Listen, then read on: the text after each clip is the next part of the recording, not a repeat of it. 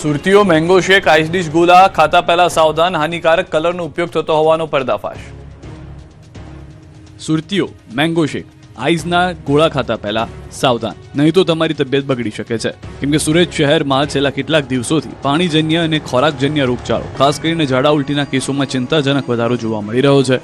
ઉનાળાની કાળઝાળ ગરમીમાં લોકો કેરીનો રસ, મેંગો શેક અને આઈસ ડીશનો વધુ ઉપયોગ કરતા હોય છે। ત્યારે કેટલાક નફાખોર તત્વો વધુ કમાણીની લાલચમાં કુદરતી કેરીને બદલે હાનિકારક સિન્થેટિક કલર અને કેમિકલયુક્ત એસેન્સનો ઉપયોગ કરી રહ્યા હોવાની આશંકા સેવાઈ રહી છે।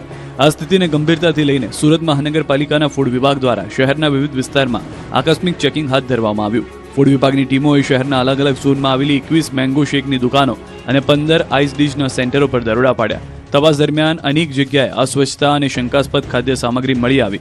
તંત્ર દ્વારા આ સ્થળોથી સેમ્પલ લઈને તેને લેબોરેટરીમાં પરીક્ષણ માટે મોકલી આપવામાં આવ્યા। મિલ્કશેકમાં વપરાતા કલર, સેક્રીન તેમજ આઈસ ડીશની મલાઈ અને અન્ય પદાર્થોની ગુણવત્તા ચકાસવામાં આવશે। અડાજણ, કતારગામ, અઠવા, વરાછાની મોટી એજન્સીઓમાં તપાસ કરી શ્રમિક વિસ્તારોમાં વેચાતા સસ્તા રસમાં પણ ભેળસેળની વધુ શંકા છે।